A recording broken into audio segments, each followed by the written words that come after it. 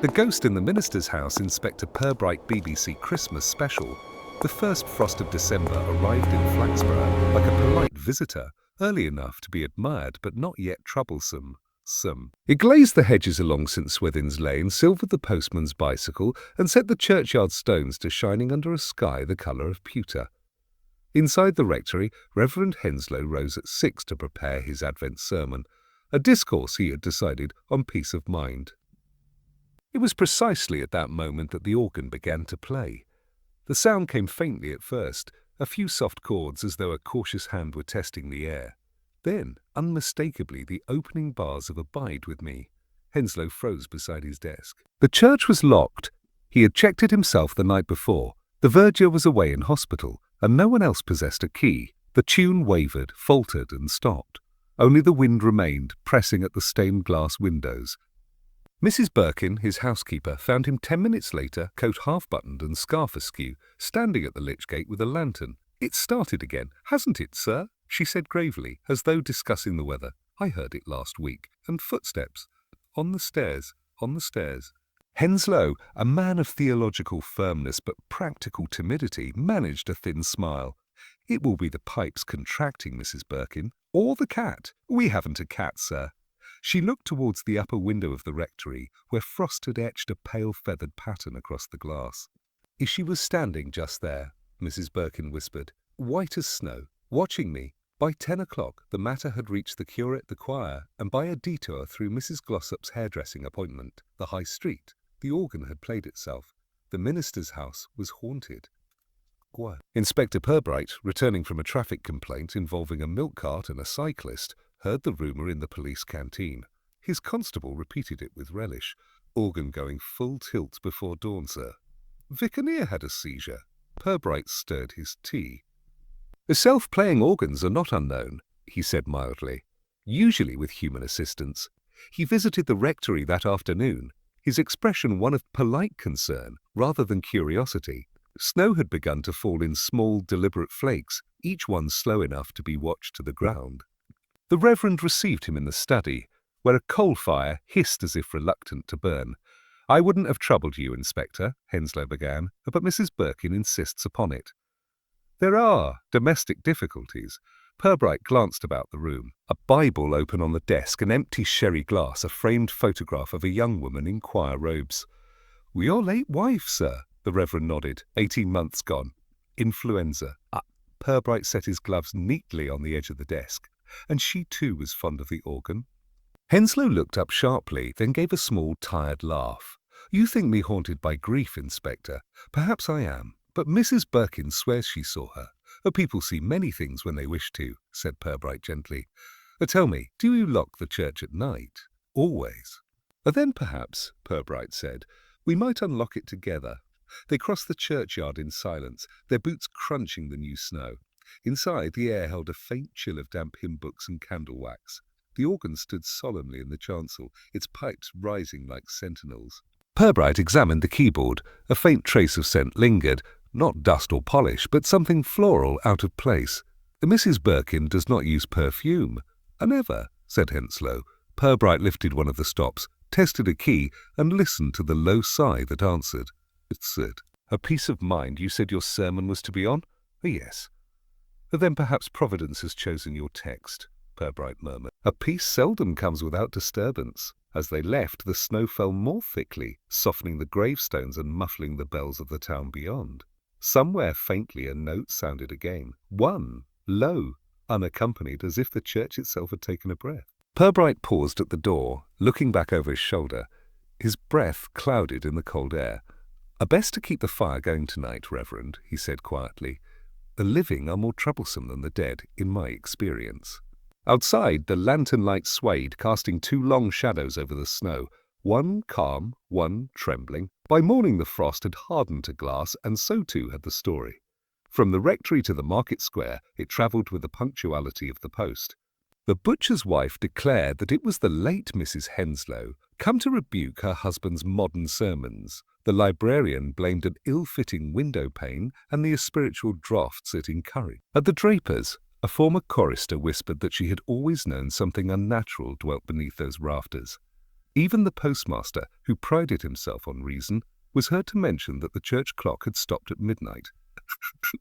And that, he said gravely, is seldom coincidence. Purbright, meanwhile, preferred observation to conjecture. He returned to the rectory grounds before luncheon, his coat collar turned up against the cold. The garden was half buried under a light crust of snow, the air sharp with the scent of evergreen and coal smoke.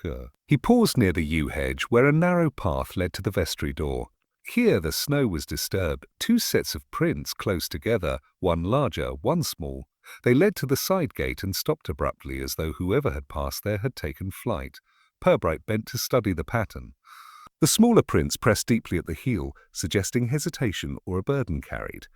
He brushed at the surface with his gloved hand and found a fragment of wax, pale, scented, the sort used for altar candles. Inside, Mrs. Birkin was polishing the brass lectern with a diligence that trembled on the edge of defiance. She greeted the inspector without surprise. "It will be no use sweeping snow, sir," she said. "It only covers what's waiting underneath." "A sound theological point," Purbright murmured. "I shall take it to heart." He asked after the Reverend, who was upstairs dictating letters, and then inquired, almost casually, whether the back gate had been used that morning. Mrs. Birkin pursed her lips. "Only by Miss Teatime," she said. "She came with Holly for the font." "Font? Brought it from the shop herself?" "She did. Wouldn't trust the boy to choose the berries."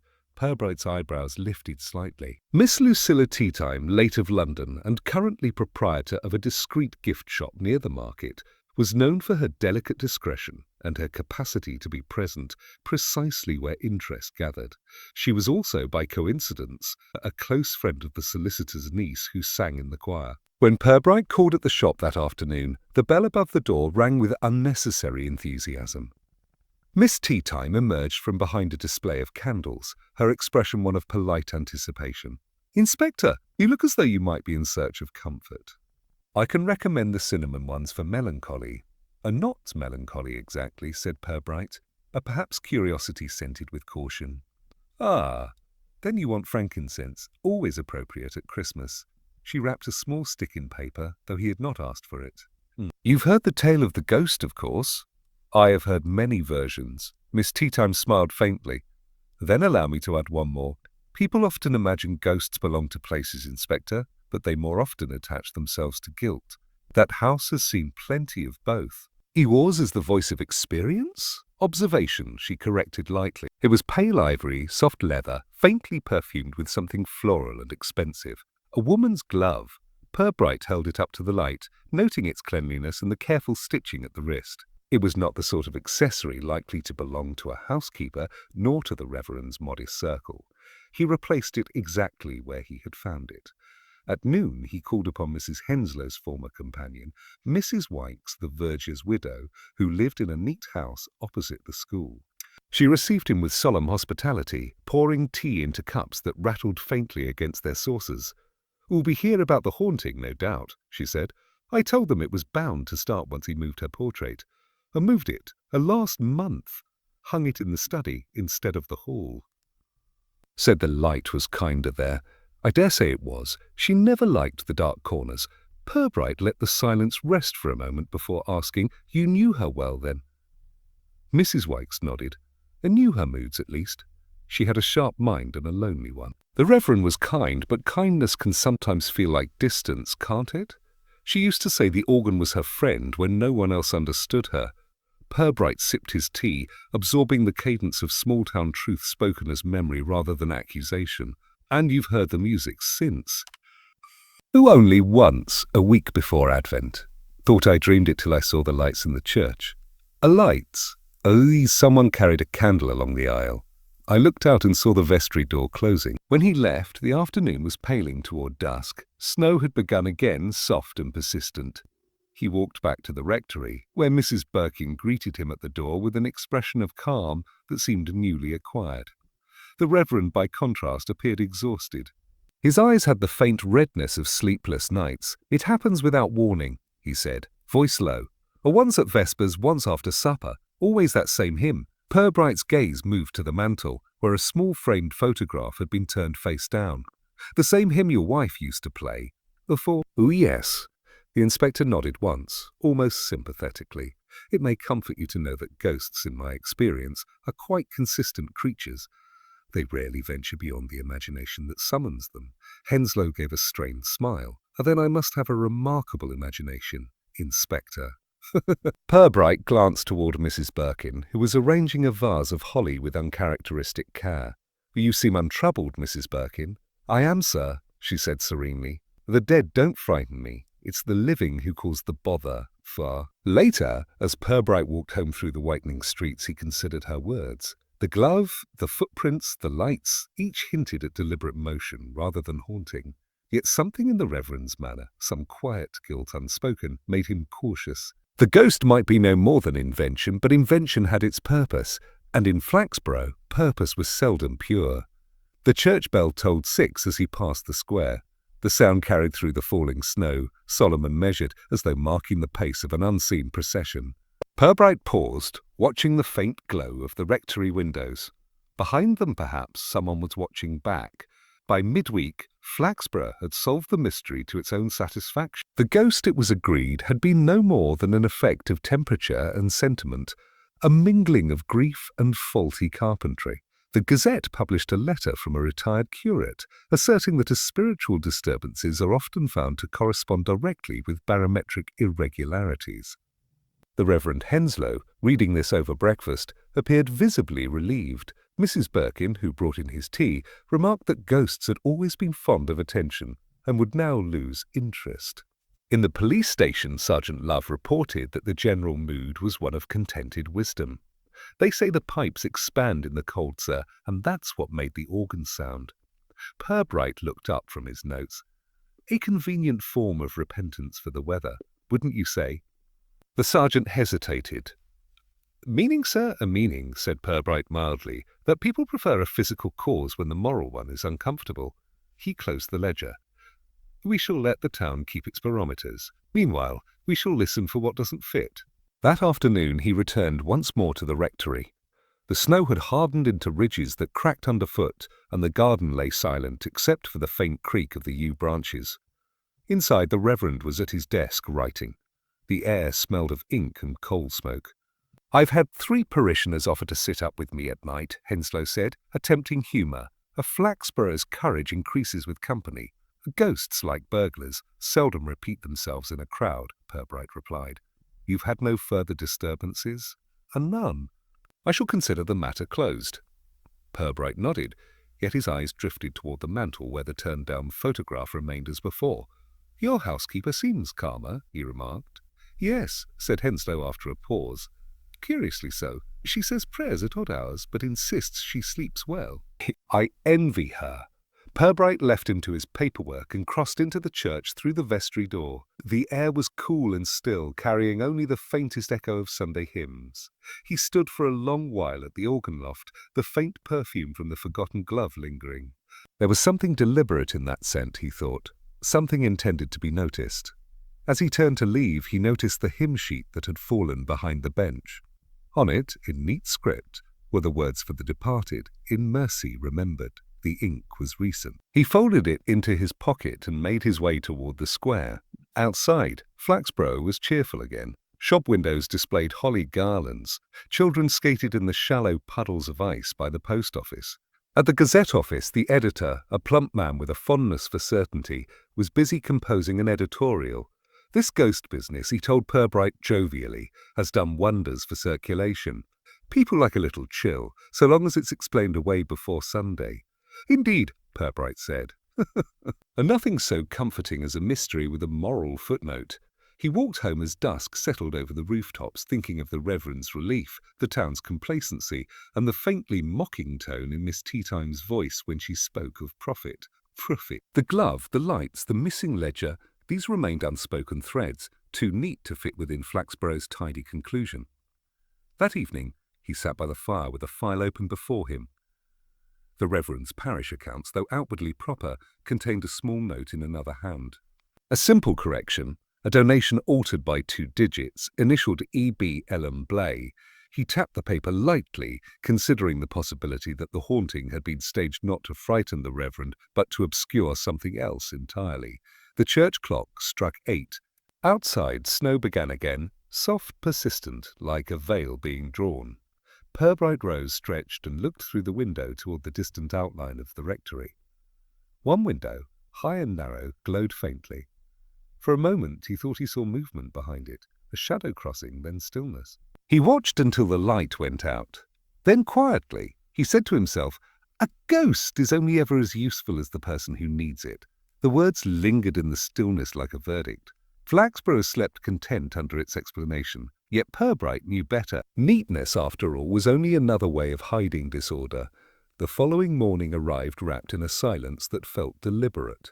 The snowfall had eased, leaving the streets smooth and pale, as though the town had been gently erased overnight. Inspector Purbright, arriving at the rectory shortly after 9, found the Reverend in his study, surrounded by an air of determined normality. Papers were neatly stacked, the fire burned low, and Mrs. Birkin's footsteps moved with quiet assurance beyond the door. Henslow looked up from his desk as Purbright entered.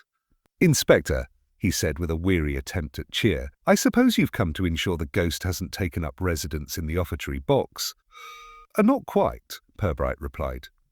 I've come about the parish records. I believe there's a ledger missing, the one kept before Advent." The Reverend frowned. "Missing? I don't think so. I had them all brought down for review. The accounts were perfectly in order." "I'm sure they were," Purbright said gently, "but the one I'm after recorded private donations. The entries go back several years." Henslow hesitated, then turned to the bookshelf behind him. A row of ledgers stood in identical bindings, their spines dated in gold. One space was empty. "Curious," he murmured. "I could have sworn." Purbright stepped closer. "May I ask who handled these last?" "A Mrs. Birkin, I imagine. She assists with the records each Advent." "Does she now?" Purbright's tone was mild, but his gaze sharpened. "Would you mind if I ask her a few questions?" The Reverend nodded, grateful perhaps to share the burden. Mrs. Birkin entered moments later, her expression as composed as ever, hands folded neatly in front of her apron. "Will you forgive me, madam," said Purbright, "but I'm trying to locate a missing ledger. It would be dated last October. You wouldn't have removed it for cleaning or safekeeping?" "Oh, no, sir." "Not that one. The others I wiped over with a dry cloth before Advent, but that one I'd not touched." "It was already gone. When did you notice?" "The first week of December. I thought perhaps the Reverend had lent it to the treasurer." Purbright inclined his head slightly. "Did you mention it to him?" "I did, sir. He said it must be somewhere about." Henslow at the desk coloured faintly. "I assumed it would turn up," he said. "There seemed no harm done." Purbright let the silence breathe. Then, very quietly, "And yet that particular ledger contained records of both donations and loans, private ones, entered in your wife's hand," the Reverend blinked. "And my wife? Indeed. I compared handwriting yesterday. Her entries were clear enough. Amounts given, sums returned, initials noted beside them. After her death, someone continued them. The same system, but not quite the same penmanship." Henslow's face seemed to contract. "She was devoted to the church accounts," he said slowly. "It gave her purpose. I hadn't looked closely since." "Quite so," said Purbright. "And yet someone has." Mrs. Birkin's voice, steady and almost tender, broke the quiet. "She believed the church owed her something, sir. After all she gave, all she lost. That ledger was her heart, in a way." Purbright turned to her. "And whose heart keeps it now?" She lowered her eyes. "Not mine, Inspector. I've learned to leave the dead their peace." Purbright thanked them both and departed without further comment. Outside, the cold bit sharply, and the sky held the pale blue of washed porcelain. He walked slowly toward the high street, his mind assembling fragments. The altered donation, Ellen Blai's initials, the Reverend's evasive grief, and a ledger gone missing at the very season when generosity was measured. He stopped at Miss Teatime's shop. Inside, the warmth smelled faintly of cloves and candle wax. She greeted him as though expecting him, which he suspected she always did. "Inspector," she said lightly, "you have that look again, the one that means you're about to trouble the dust on something delicate." "I'm looking for a book," he said. "A leather-bound, black spine, very dull contents. A rare edition indeed." She tilted her head. "Would it be a church ledger by any chance?" His silence was answer enough. She said softly. "Then you should perhaps ask young Ellen. She was in here last week, inquiring after parchment cleaner. Said she was mending old accounts. I rather think she enjoys appearing useful."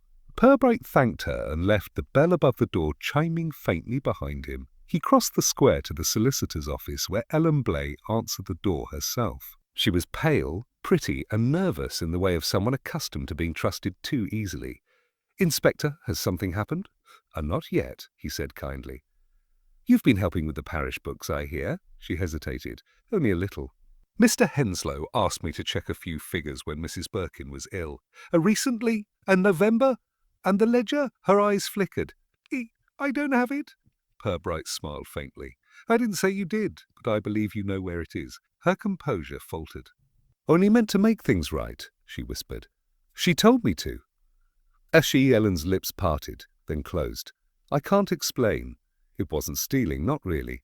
It was only putting back what was owed." Purbright studied her a moment longer. "The living hand behind the ghostly one," he murmured. "We begin to see." She looked up in alarm. "You don't understand. It was for love, not gain." He nodded gravely. "It nearly always is." Outside, as he walked away, the church bells began to chime the hour. Their sound drifted through the brittle air, calm and unhurried, like a clock marking the approach of truth. By the next morning the wind had turned, and the snow along Flaxborough's pavements was thinning into slush, leaving the town looking half-washed and uncertain. Purbright walked from the station toward the square with the measured pace of a man allowing his thoughts to align with the rhythm of his boots. He had spent most of the night re-examining notes, the missing ledger foremost among them. What disturbed him was not its absence, but the neatness with which it had vanished. Things that disappear so cleanly rarely do so without help. His first call was to the solicitor's office, where the brass plate outside still bore a light dusting of frost. Inside, Mr. Douche, the solicitor himself, greeted him with the stiff cheerfulness reserved for policemen and tax assessors. "A pleasure as always, Inspector. To what do we owe this honour? Nothing amiss, I trust." "You're a thing that concerns the law," said Purbright pleasantly. "Merely the truth, which occasionally keeps similar hours." He glanced toward the adjoining room, where the faint sound of papers being sorted betrayed a lighter, quicker hand. "Your niece assists you, I believe?" Douche nodded. "Ellen, yes. Bright girl, though inclined to sentiment. Still, the choir keeps her occupied. You know how young people are with carols and candlelight?" "Indeed," Purbright murmured. "And gloves. She has a pair quite distinctive. Ivory leather, faintly perfumed. A gift, perhaps." The solicitor's expression did not change, but his gaze shifted slightly. "You police fellows do notice everything. I believe she mentioned them. A Christmas present from an old family friend." "Why?" "I've seen one of them," said Purbright softly. "Left in the organ loft. The partner was found later in her drawer, no doubt." Mr. Douche's composure wavered just long enough for the inspector to know he was right. "You can't imagine she. Good heavens, man, it's a glove." "True. But the hand that wore it. Mr. Douche has written figures into a church ledger that no longer exists." The solicitor's colour drained. "Ellen is a child," he said firmly. "Whatever she's done, it will have been out of foolish loyalty. To whom I can't guess." "Loyalty," Purbright repeated. "Yes, that's the word that most often conceals practical mischief." He closed his notebook. "If she comes to harm through this, sir, it will be because others allowed her to act alone." When Purbright stepped back into the cold, he paused for a moment beneath the eaves. The church spire rose above the town's roofs, pale against the overcast sky. From somewhere inside its stone walls came the faint echo of the organ again, brief, discordant, deliberate. Someone was playing at ghosts. By noon he had taken tea with Sergeant Love, who was less interested in theology than in gossip. A Mrs. Birkin, the housekeeper, the sergeant reported, used to be in service with Mr. Douche before she went to the rectory. Left after a disagreement about money. Not large, but enough for resentment. Purbright nodded. A resentment in Flaxborough is like ivy. It grows quietly until it finds a wall to ruin. He rose, putting on his gloves. "Keep an eye on the rectory tonight. The haunting may return, though not from the dead." He arrived there just after dusk. The Reverend greeted him with a distracted air, clearly anxious to preserve the illusion of peace. Mrs. Birkin showed him into the study, her manner once more calm and controlled. Yet when Purbright mentioned her former employment, her polishing cloth stilled for the briefest instant. "It's true," she said evenly. "I kept house for Mr. Douche many years. His wife disliked me, said I had opinions unsuited to my station. So I left. The Reverend offered me work, and here I've stayed. You've done well for yourself, Purbright said almost kindly. And yet it must be tiresome seeing old debts unbalanced, the kind that cannot be entered in any ledger. Her eyes lifted to his, steady and sharp. Don't meddle in other people's accounts, Inspector. Ignoring their ghosts are not mine to raise. Purbright studied her a moment longer, then inclined his head. Of course. Later, he wandered through the church alone, lantern in hand. The great organ loomed above, shadowed and silent now. He climbed the narrow stair to the loft and examined the pipes once more. Beneath them, near the pedals, a fragment of parchment lay caught against the floorboard. He lifted it carefully, a torn corner of the missing ledger, marked faintly in blue ink with a name, E. Blay. Next to it, another hand had written in softer pencil, paid in full. He turned the piece over. The other side bore a faint impression, as though pressed by something heavy. Wax. Candle wax. He ran a finger along the edge of the wood and found the residue of melted drip. Whoever had staged the hauntings had stood here in the dark by candlelight, feeding the illusion with both sound and scent. But why? Purbright's mind began to settle into its quiet pattern of reconstruction. The ghost had been a diversion. While the town whispered about spirits, someone had time to remove a ledger, alter a few lines, and replace guilt with charity. The organ was merely cover, music to mask the arithmetic of deceit. He descended into the nave, extinguishing the lantern as he went. The Reverend's voice floated faintly from the vestry, speaking to someone unseen. A woman's tone answered, low, quick, and tremulous, Ellen. Purbright lingered just long enough to hear the Reverend say, "You've done nothing wrong, child. I asked it of you." The inspector stepped quietly into the chill night air. The town, small and satisfied, lay under its thawing snow, unaware of the quiet confession still echoing behind church doors. Above him, the bell struck 8, and Purbright, turning up his collar, murmured to himself, so the ghost was only a cover tune. But for whose sin, by the following afternoon, the church had resumed its ordinary rhythm. The choir gathered for rehearsal, their breath clouding faintly in the chill air. Sunlight poured through the stained glass, refracting into quiet colour upon the stone floor. The Reverend, looking somewhat recovered, moved among the children with a thin smile and words of encouragement that trembled faintly at their edges. Purbright, invited under the polite pretext of ensuring all remained calm, occupied a seat near the rear pew, his hat beside him, his gaze steady.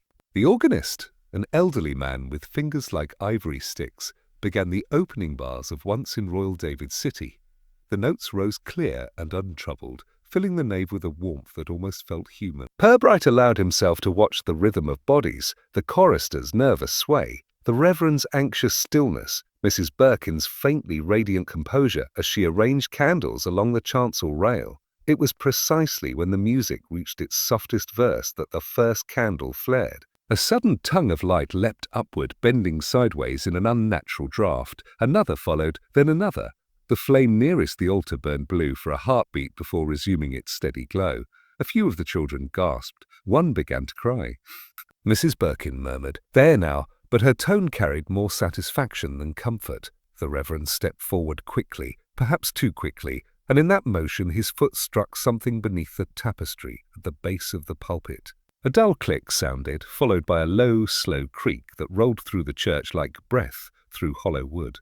The wall behind the pulpit shifted slightly, the outline of a narrow door emerging in the flicker of the candles. Someone whispered, "It's her!"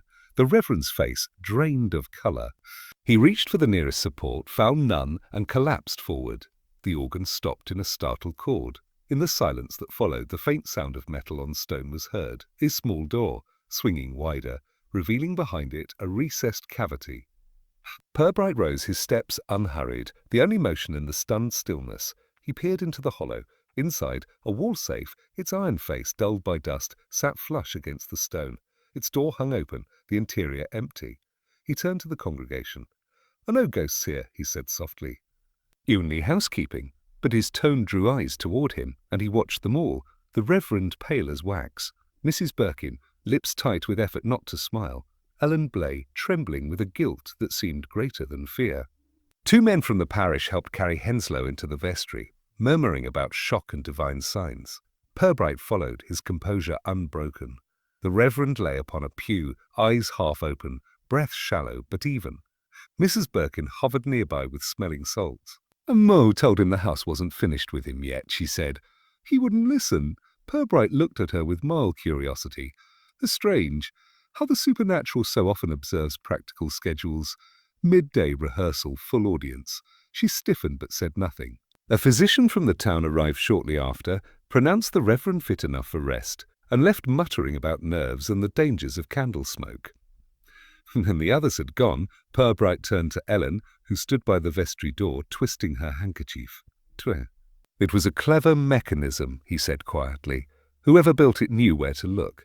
The latch beneath the pulpit step, simple enough but perfectly placed. You hadn't seen it before, I think. She shook her head. No, Inspector, I didn't even know there was a door. A few would, he replied. Except, perhaps, those familiar with the old accounts. I found a reference in one of the surviving ledgers to a donor's compartment for the safekeeping of parish pledges. Most likely forgotten after your late mistress's death. Ellen's eyes widened slightly. Then, the Reverend didn't know. Oh, I believe he did, Purbright said, but not what might be found there. It's remarkable how the living can fear their own housekeeping more than any ghost. She seemed on the verge of reply, but Mrs. Outside, the last of the snow melted into small, dirty rivulets along the gutter. You know, she said at last, when Ellen Blay came to me for that parchment cleaner, she mentioned she was working under instruction. I assumed she meant the Reverend, but she spoke as if obeying someone else, someone who had been part of the household before her time. Purbright's brow lifted slightly. Before her time? Mrs. Henslow died nearly 2 years ago. Yes, but she didn't say the name. Only that she was helping tidy an old promise. It struck me as the sort of phrase one repeats rather than invents. Purbright's eyes narrowed, thoughtful. Ye tidy promise.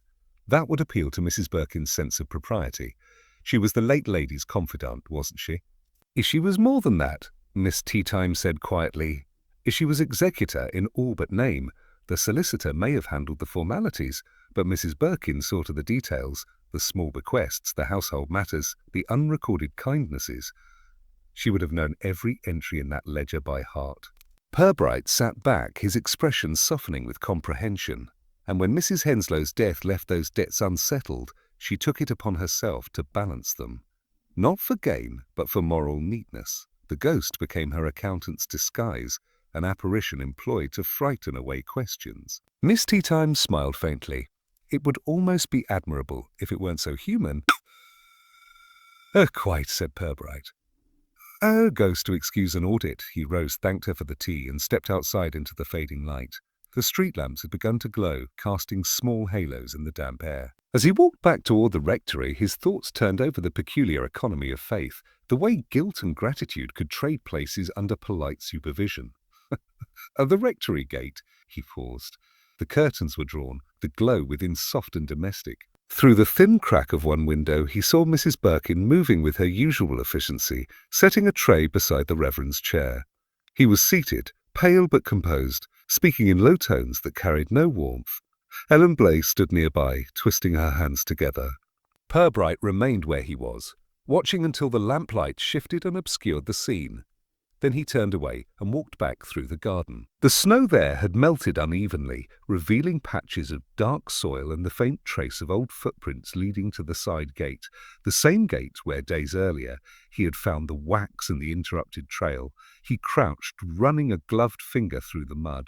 Fresh impressions now, smaller, lighter, Ellen's perhaps. She had been there again today, yet alongside hers lay another mark, faint but deeper, the heel broader, the stride more certain. Faint, says Birkin's. The faint scent of lavender and candle smoke lingered in the air. Purbright straightened, his breath forming a pale cloud. It was all there. The devotion, the deceit, the tidy English instinct to make wrongdoing look like duty. He walked back toward the square, the town's lights reflected in puddles, his thoughts arranged as carefully as a ledger's columns. There was no ghost, only a pair of women haunted by obligation, one young and frightened, one old and unrepentant, yet both bound by affection to a man too weak to stop them. At the corner of the street, Miss Teatime's shop lights flickered once, then dimmed. Purbright turned his collar against the wind, murmuring to himself as he went, "Order conceals oddity, but never for long." The wind had risen again by evening, carrying a faint drizzle that glistened like smoke along the church roof. Purbright, having spoken little throughout the day, appeared at the rectory just after 9. His manner was quiet but certain, the kind of calm that precedes resolution. He asked the Reverend if he might borrow the key to the vestry, explaining only that he wished to make one final observation of a purely procedural kind. Henslow, too weary to protest, handed it over with a trembling hand and a murmured blessing. Go. By 9:30, the church lay in near darkness save for the faint glow from the sanctuary lamp. The organ, that patient accomplice, loomed above like a sentinel of silence. Purbright sat in the third pew, his back straight, his eyes fixed upon the chancel rail. He had brought no lantern, only his pocket watch and the patience of a man who trusts the night to speak when it is ready. At first there was nothing. Then, faintly, a sound, barely audible yet distinct, the soft rasp of a latch followed by the hesitant tread of footsteps on stone. From the vestry door, a dim light appeared, wavering as though carried by an unsteady hand. Purbright did not move. The figure that emerged was small, cloaked, and swift in movement. It crossed the nave toward the organ loft, pausing once to listen. A faint chime from the tower marked the quarter hour. The intruder climbed the steps with the anxious grace of someone who has rehearsed the route in darkness.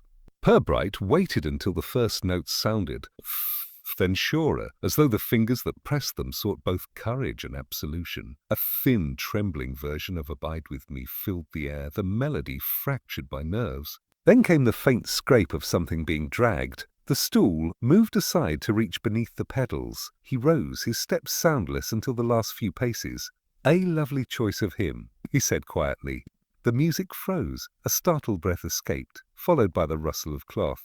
When he lifted his lamp, the light fell upon Ellen Blay, her face pale and wet with tears. "Inspector, please, I didn't mean—" He raised a hand, not unkindly. "You meant to frighten no one, I know. You meant only to delay a reckoning. Shall we sit?"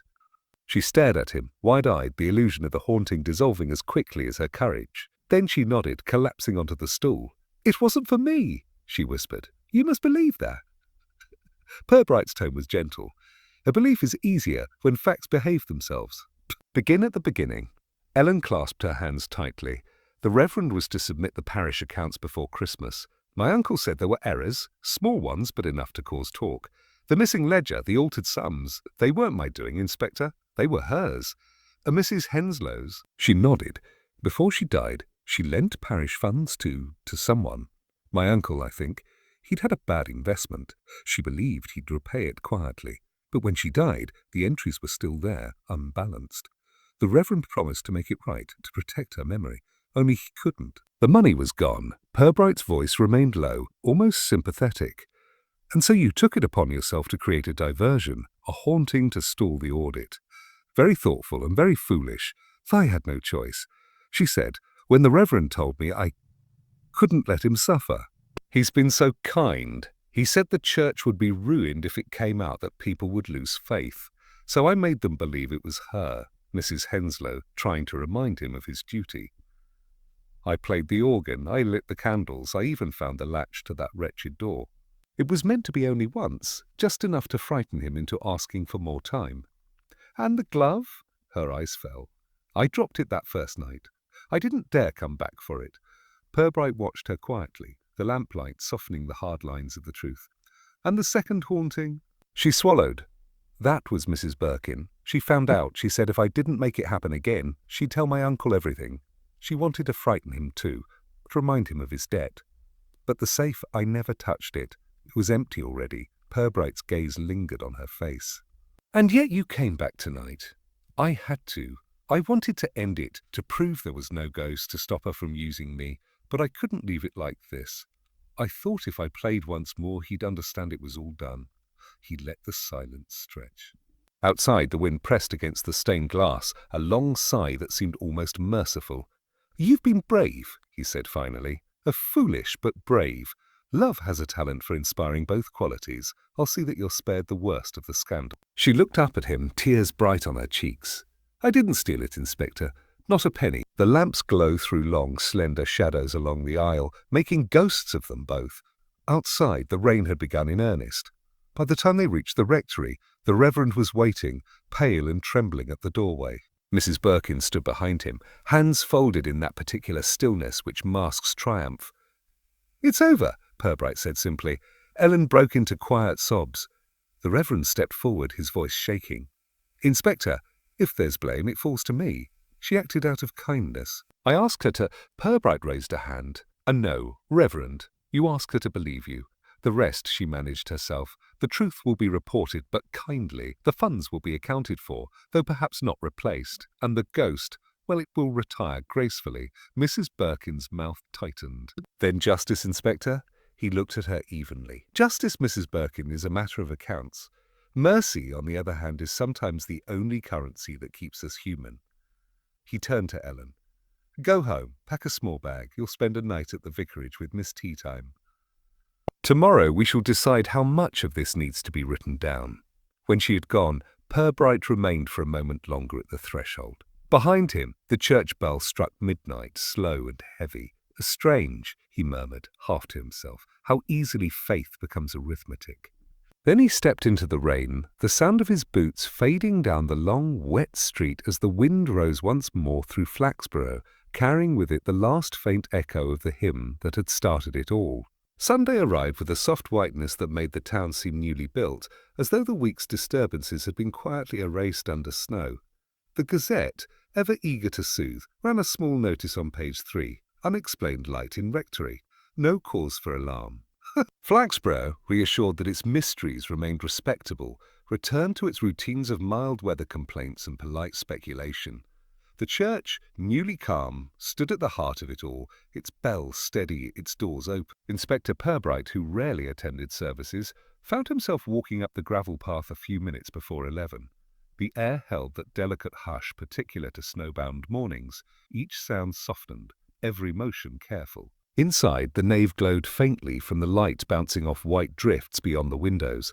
The congregation, turned out in their best coats, filled the pews with the rustle of Sunday fabrics and the faint scent of camphor and polish. The Reverend Henslow, pale but composed, stood at the pulpit. He had chosen a text from Matthew, something about debts forgiven as debts are owed. His voice, though steady, carried a quiet tremor that made the pauses more eloquent than the words themselves. "My friends," he began, "there are many ways in which the human heart mistakes fear for righteousness. Fear for righteousness. We imagine that by disguising our faults, we preserve our virtue. But concealment, however pious its intention, is only fear in decent clothing. Forgiveness, when it comes, seldom arrives in grandeur.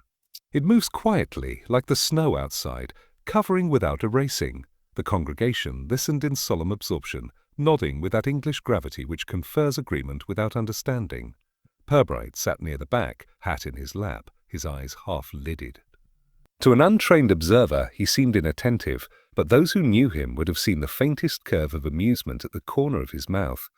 Mrs. Birkin sat 3 rows from the front, head bowed, expression serene. The ghost she had tolerated, perhaps even encouraged, had vanished at last, leaving her reputation undisturbed. She would, Purbright suspected, remain the housekeeper of rectories yet to come, her conscience polished as clean as her candlesticks. Ellen Blay was not present. She had left the previous afternoon for a cousin's home in the next county, under Miss Teatime's gentle supervision. The official version, murmured with kind discretion, was that she had a needed rest. The Reverend had written a letter of recommendation for her that spoke warmly of her musical devotion and moral sincerity. No one questioned it. Flaxborough preferred redemption to confrontation. When the sermon ended, the choir rose, hesitant at first, then stronger as the first chords of the organ filled the air. The sound was whole now, earthly, unhaunted. The old organist's fingers moved with careful dignity, coaxing warmth from the cold pipes. The melody, "Abide with me," returned not as confession, but as release. For a moment, even Purbright allowed himself to listen without analysis. The music seemed to breathe through the building, touching pews, windows, and hearts alike. It was as though the town itself, having flirted with mystery, now exhaled relief in harmony. When the final note faded, the congregation stood, adjusted gloves, and exchanged smiles of modest satisfaction. The Reverend descended from the pulpit with a tired grace. Purbright rose too, buttoning his coat, and made his way to the vestry. He found Henslow alone, straightening papers on his desk. The man looked older, though his eyes had regained something of their former light. "You came," he said softly, not quite a question. "I did," Purbright replied. "Fine sermon." "I meant it," Henslow said. I hope it's not too late to mean it. A meaning is often the last thing we discover, Purbright said. And the only thing worth finding. The Reverend gave a faint, weary smile. Ellen, she'll be safe? Yes, Purbright answered. Miss Teatime will see to that. The matter will fade as such things do. In a few weeks it will be remembered only as the winter when the church organ misbehaved. Henslow exhaled slowly. And then perhaps grace is less a miracle than an arrangement of silence. Purbright tilted his head slightly.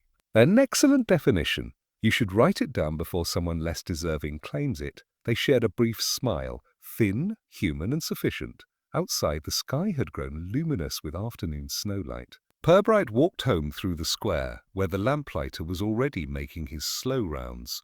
The rooftops gleamed with new powder, the air carrying that faint metallic scent of frost and peace. Behind him the organ began again, a soft voluntary drifting outward like breath on the cold air. He paused near the lich gate, turning once to look back. The church windows glowed faintly, the colours dimmed by snow. Somewhere within, Mrs. Birkin would be locking cupboards and adjusting curtains, as though tidying away the last traces of sin. The Reverend would be at his desk, composing his next sermon, perhaps on hope. Flaxborough would gossip for a week, forget within a month, and remember only at Christmas that once, long ago, the minister's house had been haunted, and that even ghosts, when treated kindly, could learn their manners. Purbright smiled to himself and walked on. The snow fell softly behind him, covering his footprints as quickly as they were made. Christmas Eve settled over Flaxborough with a hush that felt almost deliberate, as if the air itself had agreed to keep the town's secrets for one more year. Snow still clung to the rooftops, though the roads were slushy from the passage of carts and boots. The shop windows glowed with modest displays, candied fruit, paper angels, and the occasional electric star, flickering between devotion and indecision. Somewhere a brass band was attempting Good King Wenceslas, slightly off-key but warmly meant.